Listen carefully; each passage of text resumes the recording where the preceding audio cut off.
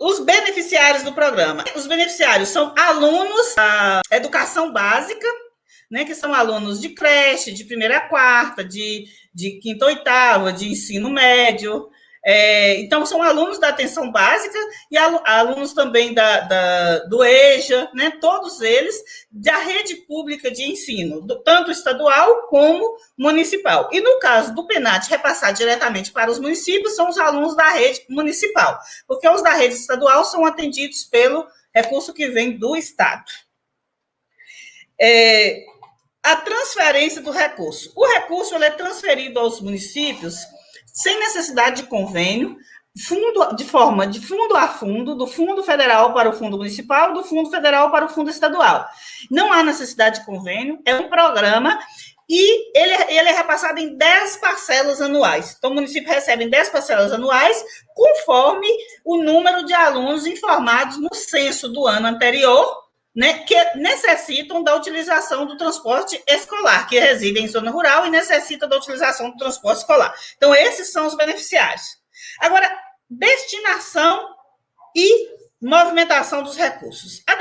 O recurso, ele é destinado para ser usado em quê? O que o município pode pagar com esse recurso? Eu sei que é uma pergunta que vocês, né, devem estar fazendo aí. Eu quero falar com vocês aqui na lei, onde vocês encontram isso aqui, para vocês depois, se precisarem, não ficar claro, esquecer e tal, pode ir lá na lei. O recurso ele é destinado para despesas de manutenção de veículos, né? Qualquer necessidade do veículo que seja do município e que seja utilizado no transporte escolar, pode ser feito com recurso do PENAT. E o que seria isso? Combustível, pneus, uma reforma, qualquer necessidade do veículo que seja do município, que seja utilizado no transporte escolar, pode ser feito com recurso do PENAT.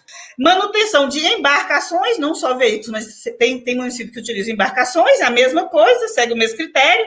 Contratação de serviços terceirizados, então é quando o município terceiriza o transporte, ele não tem um número suficiente de ônibus, vans, né, micro-ônibus necessários para o transporte escolar, então ele contrata terceirizado, né, para poder executar. O conselho tem uma função extremamente importante aí nesses terceirizados, verificar se os ônibus têm até 7 anos, são ônibus mais novos, se os ônibus têm cinto, então isso é uma fiscalização que o conselho faz. E informa a prefeitura, se identificar alguma coisa, ela, aquele ônibus, eu já vi vários casos de conselho e falar com a prefeitura, falar com o administrativo assim, olha, aquele ônibus de fulano de tal, que está circulando na linha tal, está com pneu ruim. Os pais são muito bons nisso, nessa fiscalização, e aí a gestão pública corre lá, conversa com o prestador de serviço, pede para ele poder resolver o problema, né?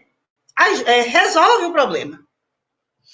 Ele pode ser utilizado também para aquisição de passe estudantil, se existir uma linha ali fixa, certa, séria, municípios maiores deve ter, né? Então, eles adquirem os passes estudantil e doa para os alunos para eles utilizarem no período. Então, o recurso, ele é para essas ações que eu te falei. Agora, o recurso não pode ser utilizado em quê?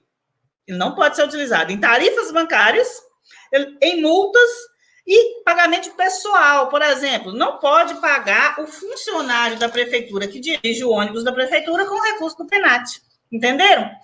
Ele também não pode pagar impostos que não estejam vinculados à execução do programa. Por exemplo, se contratou um terceirizado, o terceirizado ele tem que pagar INSS.